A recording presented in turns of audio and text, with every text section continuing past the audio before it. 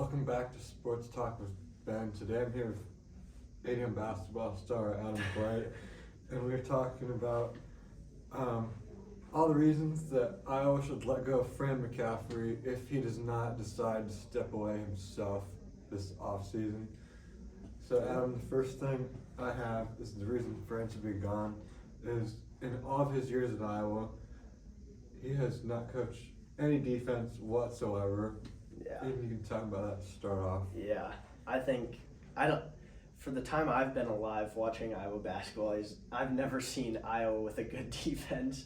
We always play like a 2-3 zone every once in a while, and we seem to just give up wide open threes and layups like game after game. Like just in our last game against Ohio State, they're not that great of a team, and we gave up 90 points to them, which shouldn't happen. They hit like 12 threes. Yeah, especially when we put up like 78 or whatever we did in that game.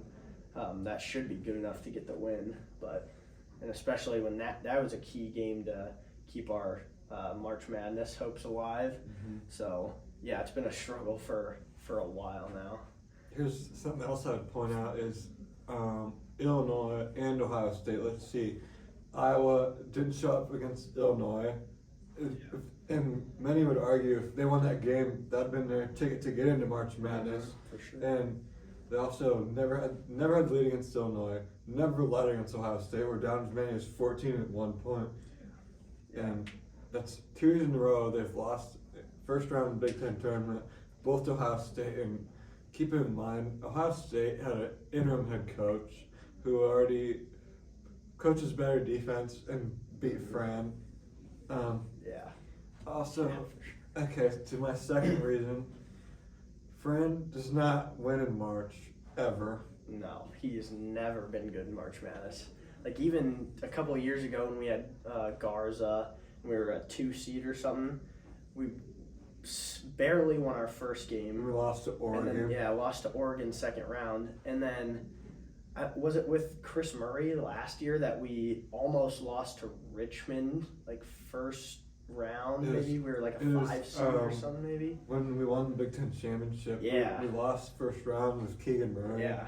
That shouldn't happen. I know. That year, we were fresh off the Big Ten championship win. I thought we were kind of rolling, and then that was ugly. So I think at some point you got to kind of put it on him, because we've had good players left and right through the past 10 years, and we've just never been able to like make a Sweet 16 even. Yeah. So. I have this written down. He's had guys like he's had Luka Garza, he's had Keegan and Chris Murray, Wieskamp, Bohan, just throw his name out there. Yeah. Arguably his best team was 21 and 2022 when they finished 26 and 10 and they won the Big Ten championship. And as we both just said, they failed to win in March. Yeah. And then last year, Chris isn't as good as Keegan, but they went 19 and 14 and lost in the first round. And then now you have this year where we failed to make the NCAA tournament. Yeah. And many people would say that this is solely Fran's fault for many different reasons. Mm-hmm. Like, and I don't understand it. Like and even in the Ohio State game when they lost, he sat Owen Freeman for 10 minutes when he wasn't even in foul trouble. Yeah. Like, you can't do that. Mm-hmm. Yeah, there's no explanation for something like that, especially with how well he's been playing this year too. I don't know if I'm the one, but when I watch the games, it seems like Fran looks like he's given up. Do you get that same impression? Yeah, I kind of get that impression too.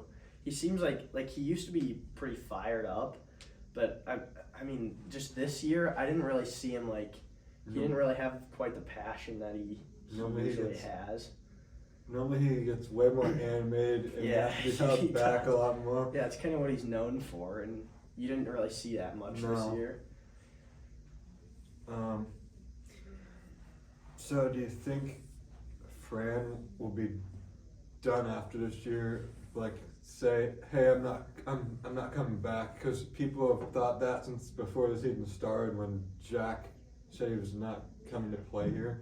Yeah. And Patrick and Connor kind of said that on Twitter at the beginning of the year. Yeah, I can definitely see it. I think, like, yeah, as you said, like how his youngest son, Jack, said that he's probably not going to come to Iowa. That's probably a pretty big hint to me that he might be done before Jack can even get into college. So, yeah, and I think at this point, it's probably best if he just leaves on his own, because otherwise he'll probably get fired by the higher ups. Yeah. So Yeah. probably look better on his part if he just stepped away on his own. If Fran does not leave, which I mean it could happen. I mean, I see it likely that he definitely could, because Jack still has one more year in high school. Mm-hmm. But if not, I know you kind of just said it, but do you think Beth Getz will? I mean, she fired Brian Ferentz, so that's why I see hope here. Like, if do you think she'd go say, "Hey, Fran, I think it's best for our program and for you to if we moved on"? Yeah, I think she would, especially with seems like we've got some good young talent, and I think she can see that it shouldn't be wasted with Fran, because we've been trying with Fran for a long time, and it's just never worked. So maybe like a fresh start, especially with these young guys, and maybe that'll get us over the hump, especially in March, because I think that's what all us Iowa fans want to see. Like, we want to see Iowa do well in March Madness, and I know I always have like a hopeful bracket each year where I have Iowa like going to the Elite Eight or something, and it's never worked, which kind of frustrates me.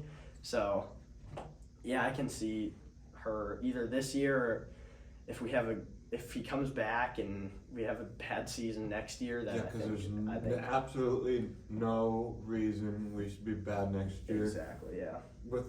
Let's see, because everyone comes back except for Perkins, Cricky, and Patrick. And no offense to those three, but they're garbage.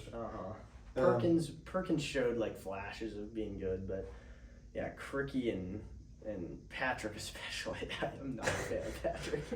Me either. He showed no like hustle or integrity of anything.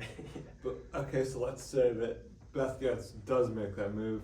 Do you think they go and get who every Iowa fan wants them to get, and get Darren DeVries and Tucker DeVries, bring them to Iowa City, because that's what every Iowa fan's hoping for, and Iowa would be really, really good if they got Darren DeVries. Yeah, that's definitely best case scenario, I think.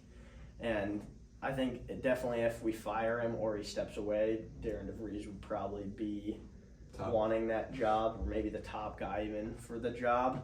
So, yeah, I think especially with him coming, that would probably mean Tucker would come if he decides to come back for another year, which I think he probably will. And yeah, just like our young talent already, plus Tucker DeVries, and him and Peyton and Price will already have some chemistry there from high school. So yeah, I think we'll be a very good shooting team with Tucker, Peyton, Price, Josh Dix. Brock Harding can. Oh yeah, Brock Harding. So yeah, that would definitely be best case scenario, I think.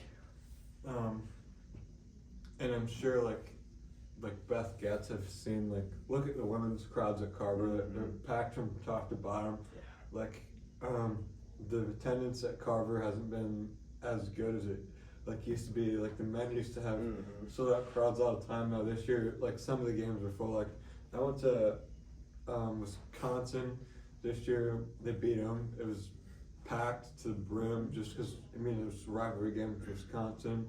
Or like, I went to Purdue. It wasn't sold out, but it was like 85-90% filled. And then I went to Illinois last year, and that game was sold out, but for obvious reasons, because the Illinois student section tried to sneak in and buy tickets. Yeah, that was quite the. And I think if they make the change, then that's what, like, Iowa fans will, I think Carver would be packed again, definitely. Yeah, I definitely think it would kind of revamp the energy around like Iowa basketball and start bringing more people, like not just to a few of the games like you talked about, the ones like that you went to this season were pretty packed or like sold out. But yeah, I think if we get like a new coach, that would maybe bring more energy, and hopefully all or most of the games would then be sold out. I know the women had like basically all their games sold out, which, I mean, they have Caitlin Clark, so that's entertaining enough. But I mean, when we've had players like Garza and Keegan Murray who can sell out crowds. But yeah, I don't think like next year with the guys we have, none of them will be like a Garza or Keegan Murray type talent, but we definitely have like a lot of talent, just not quite the high, like that level talent, but a lot of the good talent still. So I think that with a good coach would definitely bring some guys in.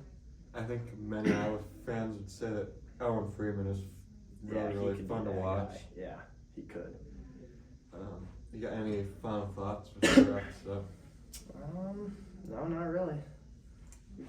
Well, thanks for watching this, and let's see what Iowa does in the NIT. They play Kansas State in the first round. If Iowa loses in the first round, Fran may be done the next day or two, and maybe even before the weekend hits, if Iowa doesn't win at Carver.